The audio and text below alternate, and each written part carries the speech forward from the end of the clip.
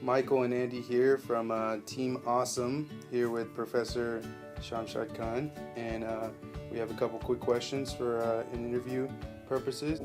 What's the difference between all of these teaching styles? Educational system is such that the exams or the evaluation process is not as cumulative as we have here. So here students are being evaluated from the very first day, and you are on your own. So it was less experiential, less student-centered education.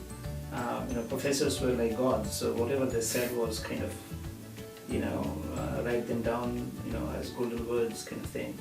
The very fact that the education is so non-hierarchical here, brings a good self-esteem, among students, because you feel like you're equals. The distance between the teacher and the taught, is pretty much well defined there. Raising your hand and asking a counter question, as a student, is not too common in most of the universities there. Do you feel like there's a lack of communication when intercultural students maybe go over to India to learn, or come from India to Canada to the United States and going into a different learning style? Do you think there is kind of a barrier that's set up, or a little more open for them?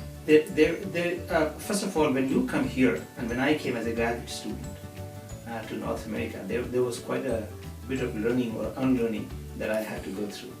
And so I'll give you my example. I mean, I think I've shared in the class a little bit, but when I came, my first few weeks were like kind of learning so many new things. So in the classroom, I had my professor, who also ended up being my senior supervisor, and I would call her ma'am. And then I had another professor, Professor Bob Anderson, I would call him sir. And to them it sounded like a punishment, and then they said, please don't call me ma'am.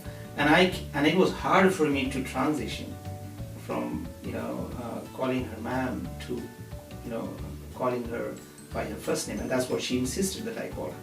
How do you think that would be if it was in the United States? How much would you think you would spend?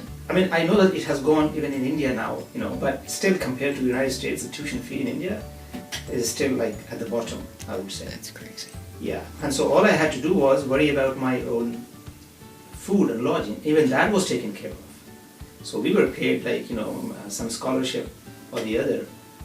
And so many of us perhaps would not have gone to universities in India, if the educational system was not, affordable, right? And so you have the subsidized food being, it was no profit, no loss, so you just pay the amount, all the workers who were preparing food for us. Like, I never cooked. I stayed in hostels for like 10, 12 years. And so everything was paid, everything was being done. All we had to do was just pay the minimum, the amount that really, So all the labor part was being taken care of because these were university employees who were cooking for us.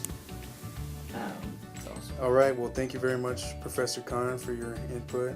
We definitely thank you, and we're going to use this in our presentation. Hopefully get some good feedback from it. So, Okay, thank you again.